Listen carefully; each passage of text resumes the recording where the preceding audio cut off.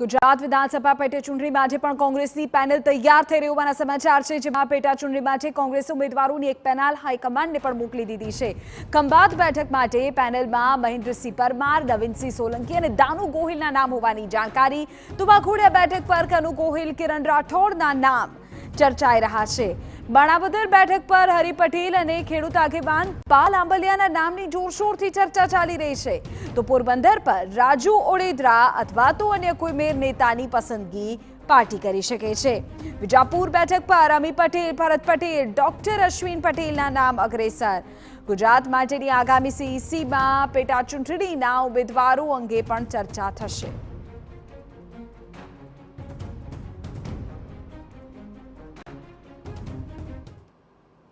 તે રાજ મુદ્દે વધુ જાણકારી મેળવીએ પર સંવાદદાતા નરેન્દ્ર વધુ જાણકારી સાથે જોડાઈ ગયા છે। નરેન્દ્ર, જે પ્રકારે કોંગ્રેસને લઈને પેનલના નામ સામે આવી રહ્યા છે, કયા સમીકરણો, કઈ બાબતોને ધ્યાનમાં રાખીને પેનલ અત્યારે તૈયાર થઈ છે અને છેલ્લે જે નામ છે એના પર બહોર કઈ બાબતોને ધ્યાનમાં રાખીને રાખવામાં આવશે? લોકસભા ચૂંટણીની સાથે જ રાજ્યની 5 વિધાનસભા માટે પણ મતદાન થનાર છે અને એની પણ તૈયારીઓ રાજકીય પક્ષો દ્વારા શરૂ કરી દેવામાં આવી છે। જરૂરથી બંને રાજકીય પાર્ટીઓ એ પ્રયત્નમાં છે કે ઉપર એટલે કે લોકસભામાં જે પ્રકારના કેન્ડિડેટ મૂકવામાં આવે એની જ સરખામણીમાં નીચે પણ, કારણ કે ઘણીવાર એક સાથે જ્યારે વોટિંગ થતું હોય છે ત્યારે ક્રોસ વોટિંગ અથવા તો એ સહિતના વોટિંગની શક્યતાઓ રહેતી હોય છે અને એના કારણે ઘણીવાર નુકસાન થતું હોય છે। આ સ્થિતિમાં કોંગ્રેસ એ પ્રયત્નમાં જોવા મળી રહી છે કે લોકસભાના કેન્ડિડેટની સમકક્ષ નીચેના એટલે કે વિધાનસભા માટેના કેન્ડિડેટ તેમના દ્વારા પસંદ કરવામાં આવી રહ્યા છે અને એની જ બાબતોને ધ્યાનમાં રાખીને તમામ 5 જે વિધાનસભાની ચૂંટણીઓ થવાની છે એની પેનલ તૈયાર કરી દેવામાં આવી છે। જેમાં જો ખંભાતની વાત કરવામાં આવે તો ખંભાત પર ભારતીય જનતા પાર્ટીમાંથી ચિરાગ પટેલ નિશ્ચિત માનવામાં આવી રહ્યા છે। ત્યાં પાટીદાર વર્ષિક ક્ષત્રિયનો જંગ જામે એ પ્રકારની શક્યતા જોવા મળી રહી છે, કારણ કે કોંગ્રેસ દ્વારા જે પેનલ તૈયાર કરવામાં આવી છે એમાં મહેન્દ્રસિંહ પરમાર, નવીનસિંહ સોલંકી અને દાનુભાઈ ગોહિલના નામ આવી રહ્યા છે। તો વાઘોડિયા બેઠક પરથી ક્ષત્રિય વર્ષિક ક્ષત્રિય થાય એ પ્રકારની પણ શક્યતા છે અને એના જ કારણે કનુભાઈ ગોહિલ અને કિરણભાઈ રાઠોડના નામ સામે આવતા જોવા મળી રહ્યા છે। માણાવદર બેઠક કે જ્યાંથી પાટીદાર જે કોંગ્રેસના ધારાસભ્ય હતા એમની સામે પાટીદાર અથવા તો પછી બીજી એક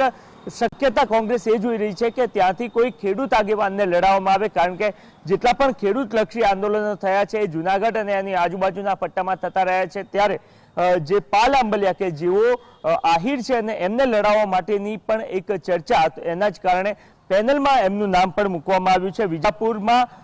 ક્ષત્રિય એટલે કે સીજે ચાવડા ને એની સામે પાટીદાર, કારણ કે આમ પરંપરાગત રીતના આ બેઠક પાટીદારોની રહી છે, પરંતુ સીજે ચાવડા જ્યાં અહીંયાથી જીતીને આવ્યા હતા તો તેમની સામે કોંગ્રેસ પાટીદારને મેદાને ઉતારે એ પ્રકારની શક્યતા છે અને એમાં પણ ખાસ કારણ કે ત્યાં પણ ભૌગોલિક સ્થિતિ અલગ અલગ છે અને એમાં પણ જે સાબરમતી નદીનો જે કાંઠા વિસ્તાર છે એ કાંઠા વિસ્તારમાંથી કોઈ પાટીદારને ટિકિટ આપવામાં આવે એ પ્રકારની પેનલ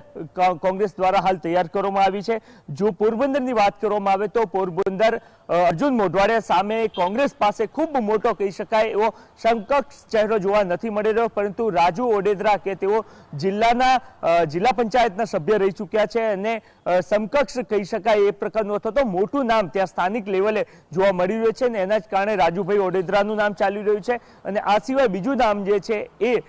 નાથુ ઓડેદરાનું પણ છે અને આ સિવાય કોંગ્રેસ હજુ પણ એ દ્વિધામાં છે, એના જ કારણે અન્ય કોઈ એક મેર સમાજમાંથી આવતા હોય એવા નેતાની પણ પસંદગી કરી રહ્યા છે કે જેના કારણે તેઓ અર્જુનભાઈ મોઢવાડિયાની સામે સારી એવી તાકાતથી ચૂંટણી લડી શકે અને એના જ કારણે આગામી સમયમાં જ્યારે લોકસભાની